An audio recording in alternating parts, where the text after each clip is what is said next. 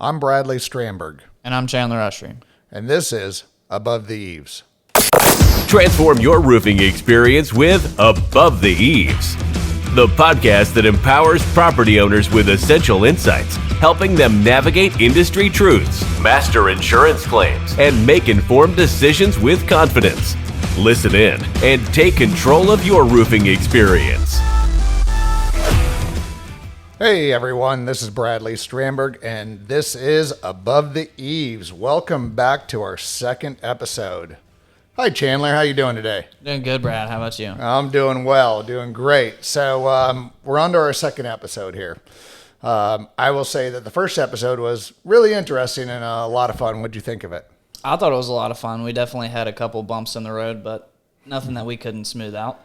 Yeah, and just if you're tuning in and listening to this, I think it's important to say that, we didn't take any classes for this. We didn't go to school for this. We are literally two guys in the roofing industry trying to enlighten the world on and bring them behind the scenes and kind of explain a lot of the stuff that's going on in the roofing industry. And so, if you hear a lot of ums and you hear a lot of this, we're not professional speakers here, but we are here to speak to you. And we hope that you enjoyed our first episode where we kind of talked a little bit about why we're doing this, what our attended audience is, and kind of a little bit about each of us and our qualifications and stuff like that. So if you missed out on that, check it out. It's a lot of good information to kind of give you a background on all that good stuff. So we come to you today to kind of bring our first main topic that I think that resonates with just about every property owner out there. When it really comes down to it, everybody who owns a roof has a different feeling about when and what they should be doing with that roof. And a lot of people even think that, well, I don't need to do anything because really there's nothing wrong with it. And the truth of the matter is there could be, they just don't know it. So I asked the question, how do you know when there's something wrong with your roof? What do you think, Chandler? Well, there's lots of different factors that could affect, when do I need a new roof, right? Mm-hmm. So, obviously the main one that we see with our company would be hail. After a hailstorm, you should probably get your roof checked out. Yeah, I would agree. So damage is kind of almost guaranteed these days with the increase in the number of storms that we had, the severity of the storms. And I'm not just talking about Florida where we live right now. So we're hosting out of Panama City Beach, Florida. We get the occasional windstorm. The hurricanes will come through here from time to time. Tropical storms, hailstorms, a few tornadoes every now and then. But in the other parts of the country, their hail is way more prominent, right? So right. You're more likely to get caught into a hailstorm than obviously a hurricane because, if you live in Colorado or Nebraska or somewhere up north, they have different climates than what we deal with here. Right. So nonetheless, what we're going to talk about today applies to all across the regions. So roofs have a tendency to age.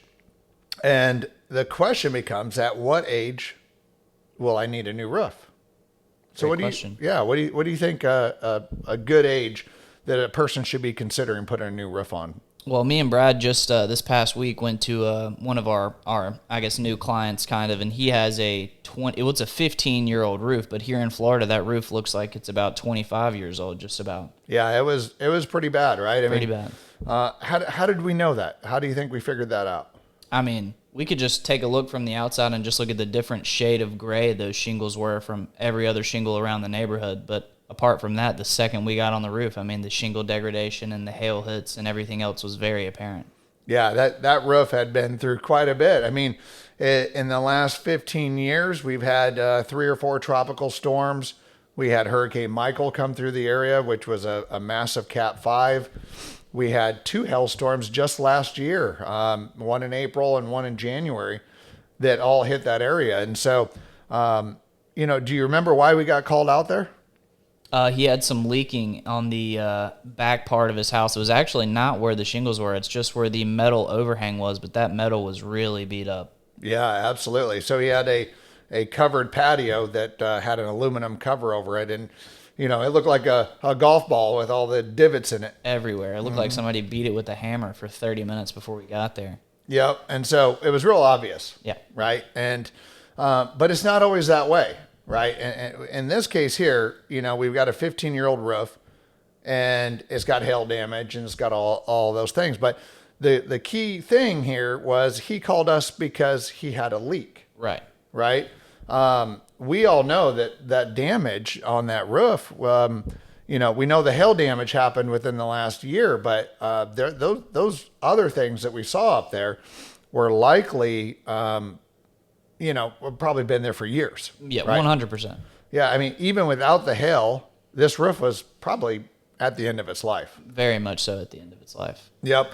But to the homeowner, he's like, well, I never had any issues, so there was no reason to give anybody a call. Exactly. So, I guess I raised the question then, should there be a more proactive approach to having your roof inspected on a regular basis? In my vast experience, I would definitely say that yes, you should probably, just to be safe, have your roof inspected at least probably once a year, depending on what the weather's been like.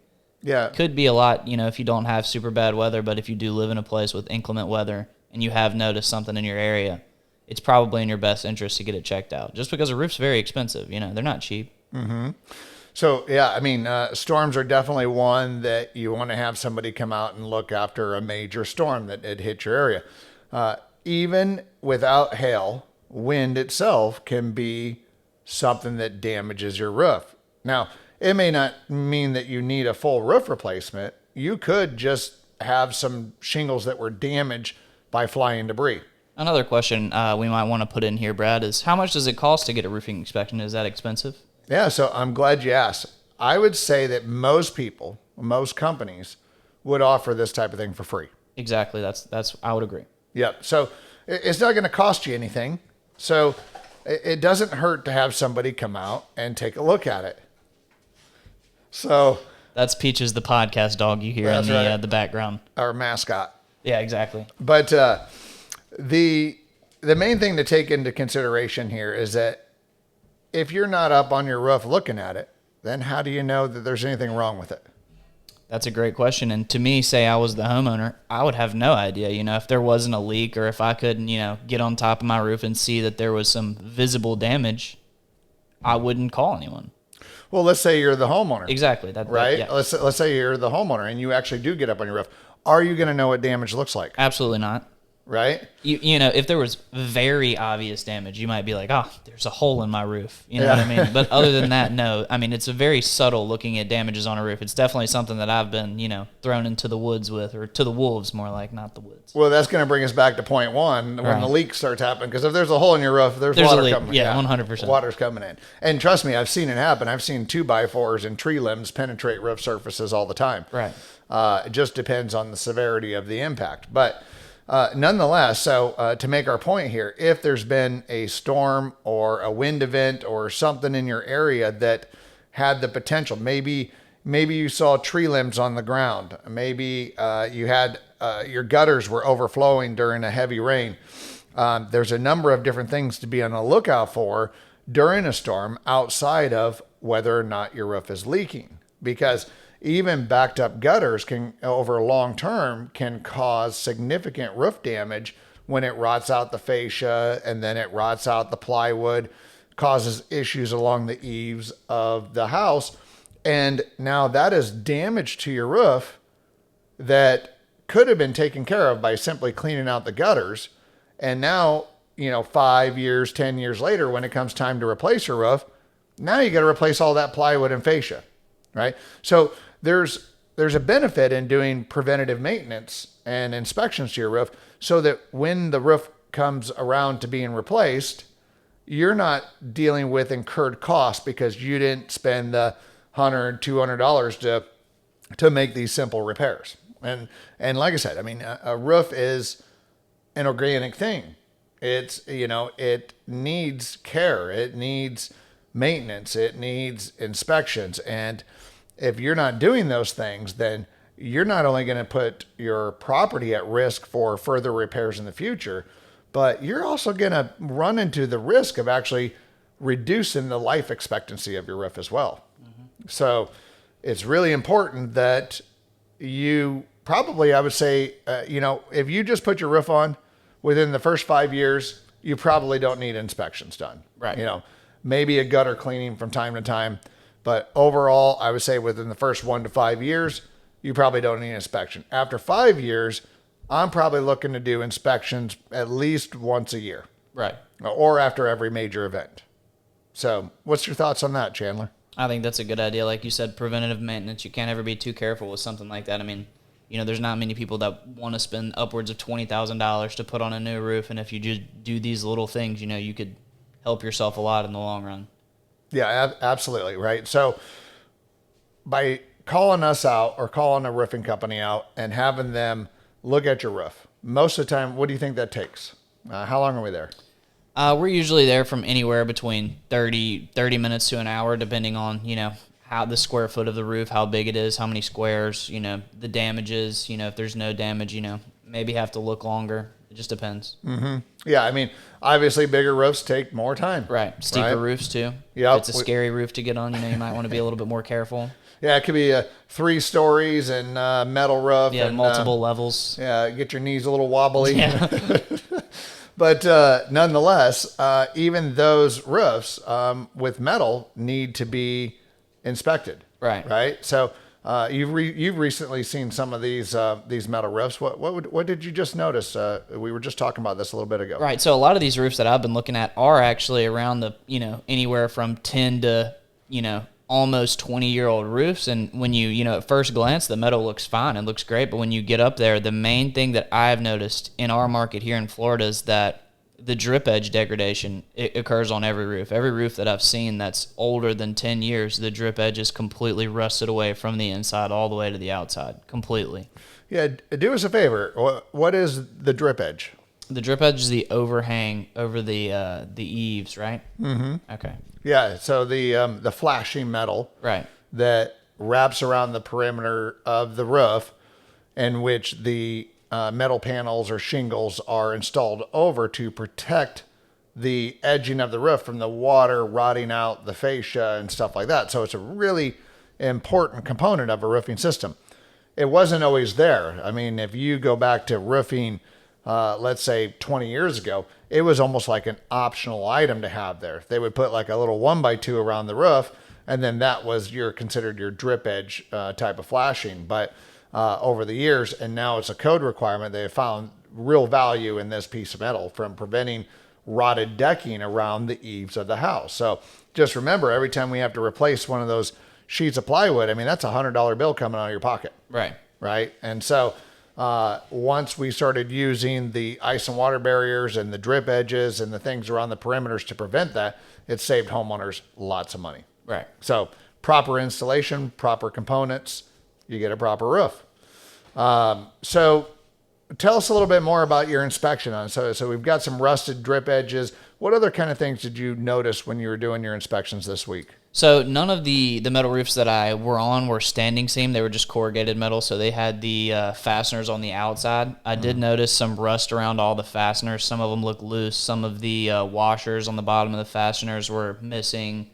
But that's about it. Other than that, I didn't see any, seam damage or anything popping up or out of place. But you definitely could tell the age and how the sun has affected the roof over, 10 to 15 years. Yeah, so in our area, metal roofing is probably the second most common roofing covering around our area. Depending on the neighborhood, you might see all metal. Exactly. And there's a lot of HOAs that require it. So if you get out on 30A and some of those, I mean, those are requirements to have all metal. Roof. Yeah. Right. So just like down south, tile's really popular in a lot of the HOA communities. Shingles across the United States are obviously the most common type of roofing systems, most affordable and economic for every type of property. But metal roofing is in of itself its own little beast of a project, right? It has different components. As you mentioned, it has the exposed screws, the exposed fasteners.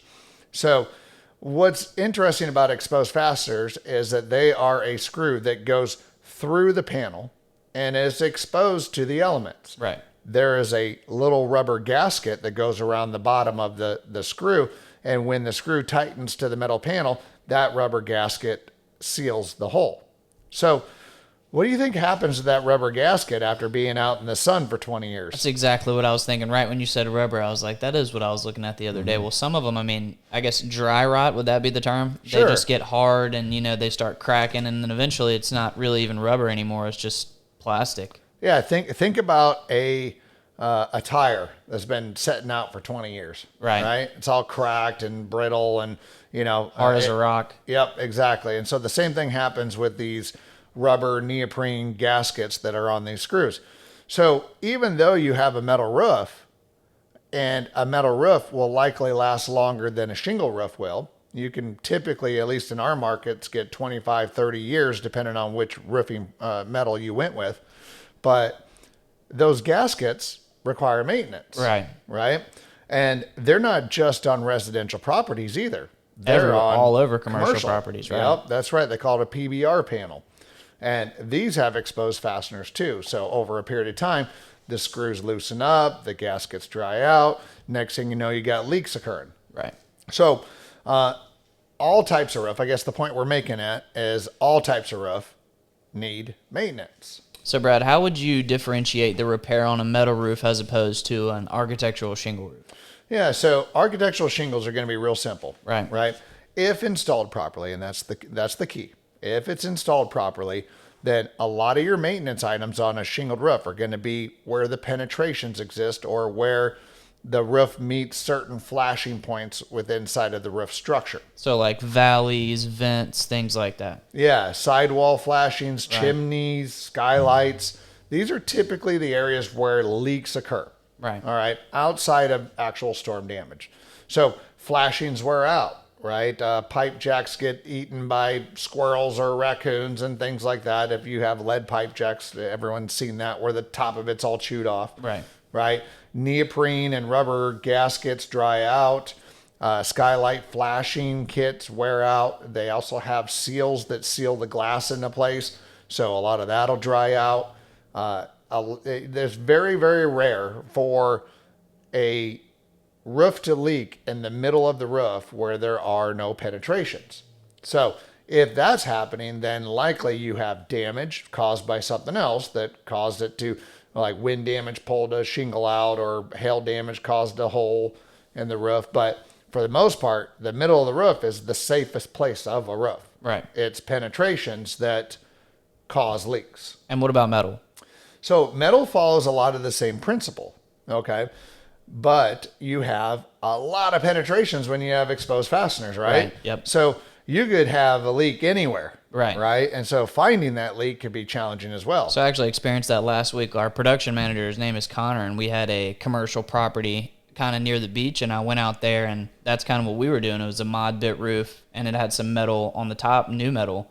And there was some kind of discrepancy between the crew and our production manager.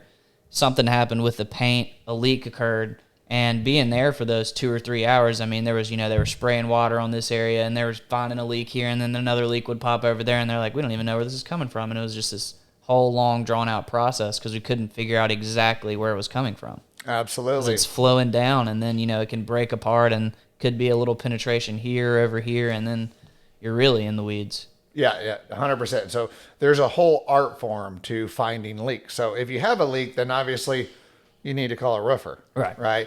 And let me make sure that we all understand each other when it comes to leaks. If the solution for the leak is to get up there with a tube of sealant and seal something, then you did not fix the leak properly. Nope, you might have stopped it for a little while. You That's might have held it back for a little bit, made it tougher for the water to flow, but that water will come back. Yeah, eventually. All products dry out in the sun. If you had an issue before, you will have an issue again. To properly fix a roof leak, it usually involves replacing some shingles, a piece of flashing, something that comes along. Now, can you use the sealant? Yeah, I mean, you can do it. the chances are you're going to be getting up there to do it again. Now, do you think those shoddy repairs mainly come from commercial properties as compared to residential? Do you think a commercial property would be more likely to do a repair that might not be lasting as compared to a homeowner? I think a lot of it depends on, number one, the company and their process for repairs. Number two, it's going to come down to price, right? So if someone's trying to limp a roof along, trying to get a few more years out of it. We see that a lot. Yeah. I mean, and then some roofs just get to an age to where they're unrepairable. Right. Right. So like the roof we were talking about earlier, it's 15 years old, it's dried out, it's brittle. You start pulling shingles out of there, you're never going to stop. Right. Right. And then if you were lucky enough to find a clean break and be able to slide new shingles in there, the chances are it's going to leak. Now you own that leak. It becomes a huge liability for everybody. Right. You know, these shingles that were made 15 years ago are not like the shingles that we made now. Think of it like a computer, right? Would you be working on a computer that you bought 15 years ago? Absolutely not. Right. And you're not going to take parts from that computer to put it into a new computer. Nope. Right. So, and vice versa. They're non-compatible. Right. The stuff that works the same way when it comes to roofing products. Roofing products evolve.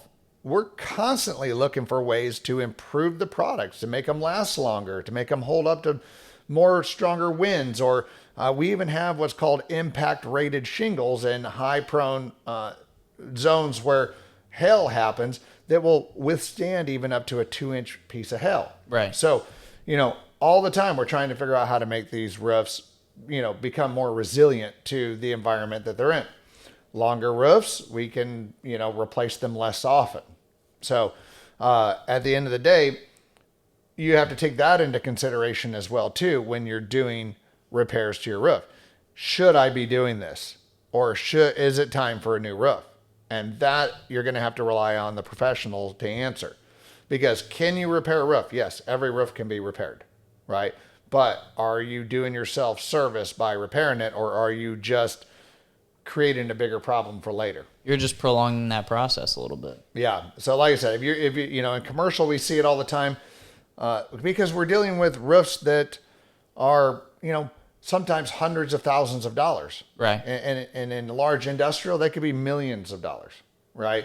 So it's important that they get every ounce of life out of these roofs because they are very expensive to replace. Correct. I would agree. Yeah. But also remember that the longer that you allow roofs to continue to degrade and continue to leak, even if you fix this leak here and it starts leaking over there, that's just more water getting through the substrate and ruining what's underneath of it. Right. So most of the time I would say that when a roof starts leaking, it's been leaking, right? You just didn't know it.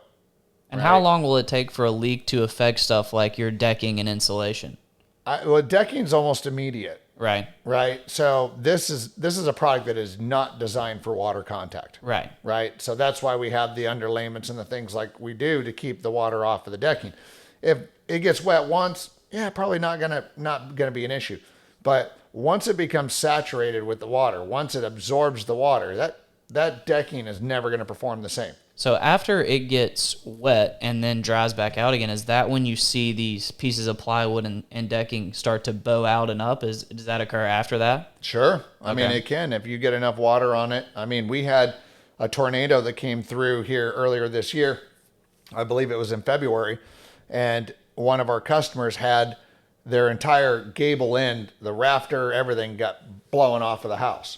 Jeez. It took the roof covering with it. And so it left exposed plywood there and it got wet. And that thing was, you know, I mean, it was bowed up all over the place. It was delaminating.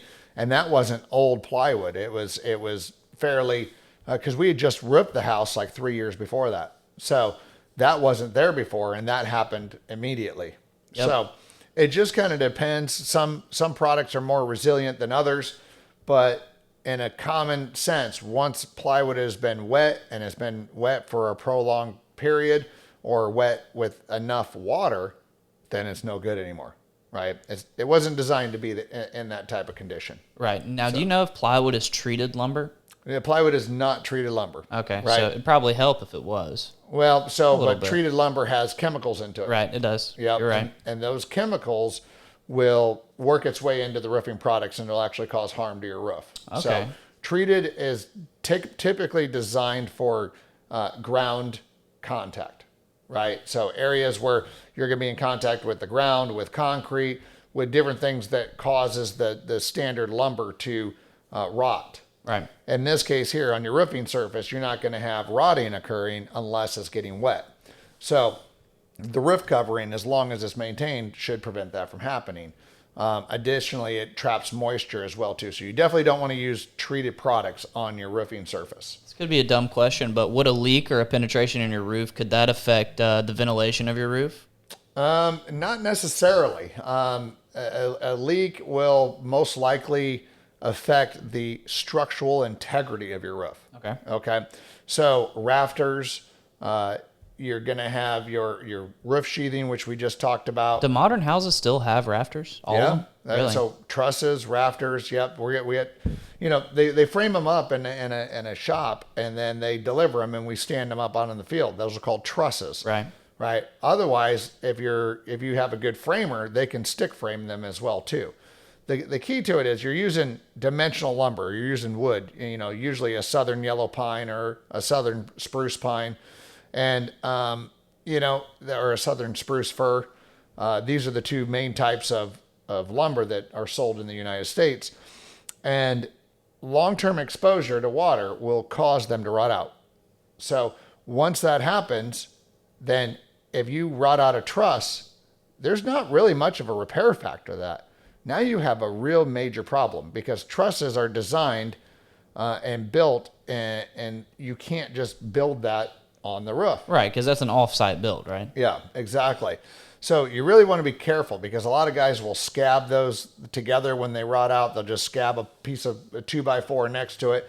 That's not an engineered approved, repair. So once you start having your trusses rot out, then you're getting an engineer involved. Right, because then it's So- structural damage. Yeah. And now you're talking tens of thousands of dollars to fix your roof, which you could have fixed with a $200 repair, a year ago.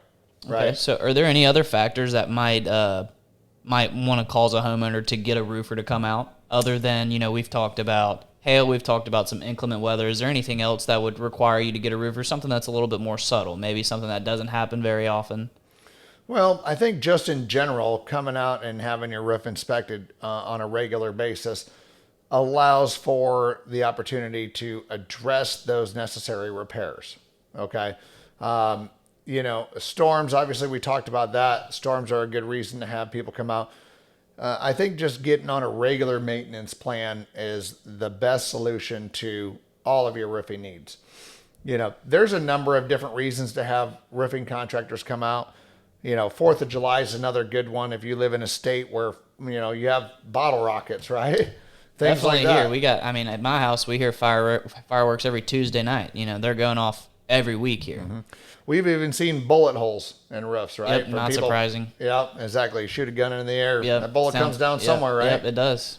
So there's a number of different reasons, but the main one is just to check the overall health. It's like going to your doctor, right? Every year you need to go in and get a checkup, right? Why do you get a checkup? Why do you go into the doctor? You feel fine. You feel great.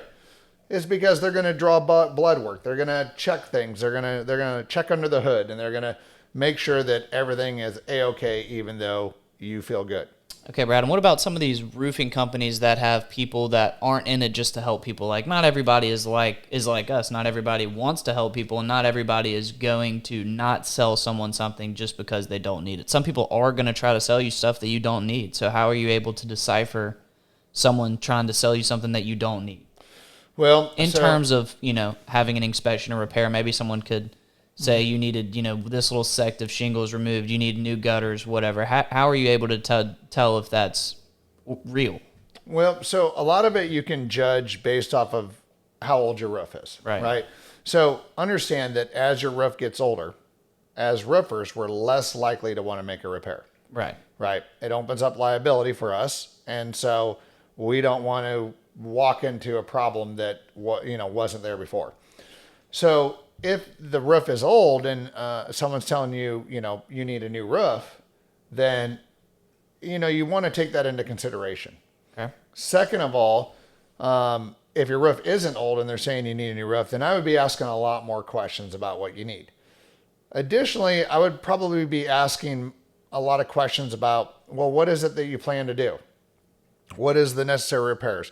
How much time is it going to take? Right? Even those questions alone will probably get them scrambling a little bit. You got it, right? I mean, watch them, because if they're trying to sell you something that you don't need, there's going to be little telltale signs. Right. Right. And so I think the key that I'm trying to make here is be inquisitive, right? Ask the questions. Don't just take the answer take it as he says it. Right? At face value. Yeah. Don't take it at face value.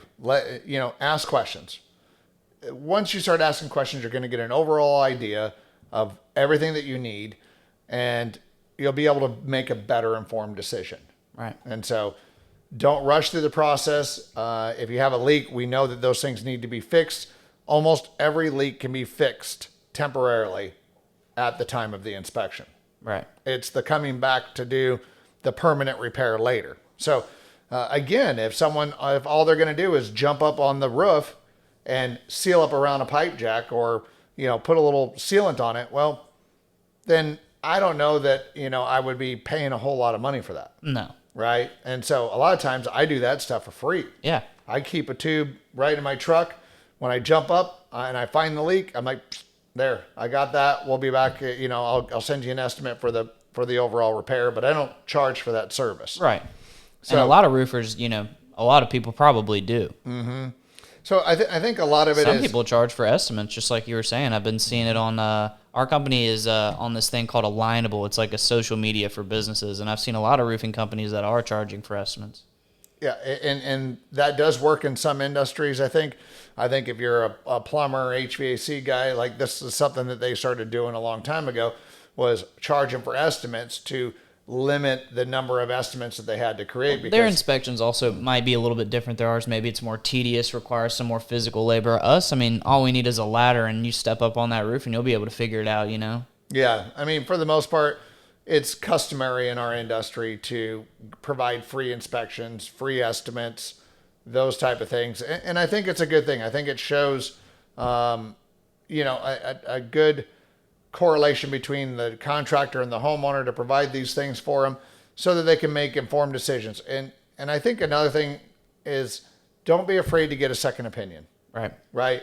Having more than one estimate ensures that you're getting a good price, but don't necessarily think that just because somebody's giving you a good price, that's the way to go. Right. Because I've seen a lot of times where, you give somebody an estimate for, say, $1,000 to do a repair. Someone comes in and says, "Oh, I'll do it for $200." That's a huge red flag. Right. I'm saying, well, why are you so cheap? Yep. Right. What is it you're doing? Because he's going to show up and put a little sealant around it, collect his $200, and you'll be calling him again in a year, or me, and then you'll be paying me the $1,000. Yeah, or more, depending on what kind of damages you got after that. Correct. So, I guess overall, to kind of bring us to our point, and which I think we've made quite well, is, take your time, right? Understand that you need to get a roofing contractor that you have a relationship with. Set up a maintenance program with them, or a way for them to come out every year, check out your property. Most of us are happy to do it because we want to build your relationship. And I don't know about other companies, but I'm happy to give you an estimate for that roof replacement right there, knowing that you might not do it for 3, 4, 5 years. So right. This way that you can start budgeting for that replacement. We can evaluate that roof over the next couple of years. We can maintain it to make sure that we get as much of a life out of it as we can. And when it's time to replace it, then we're prepared for that moment. And so these are kind of the values of what a good roofing company will provide for you.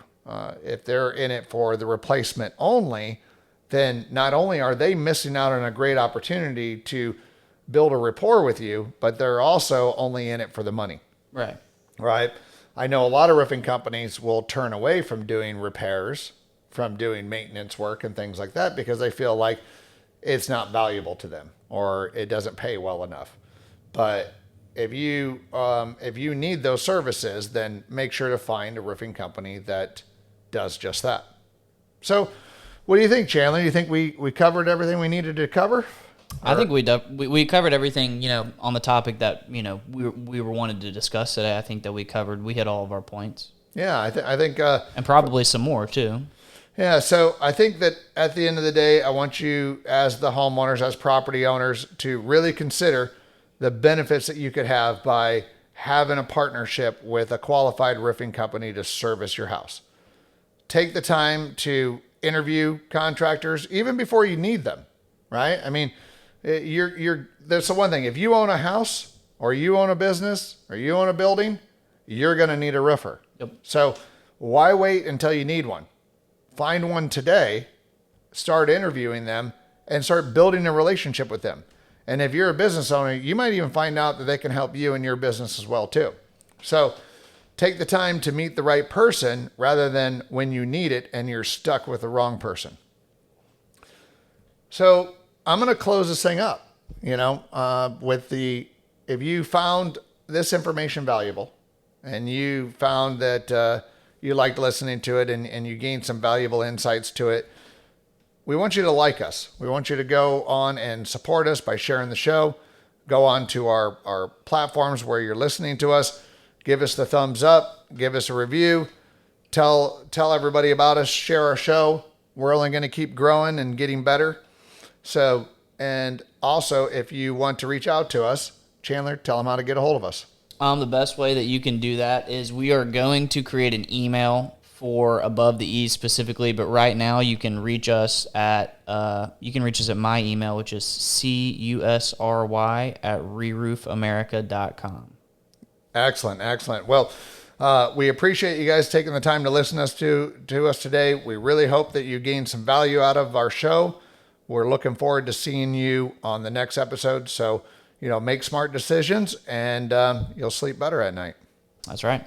Thank you, guys. Thank you for tuning in to Above the Eaves. Subscribe on your favorite podcast platform and leave us a rating and review to help us improve and reach more listeners like yourself.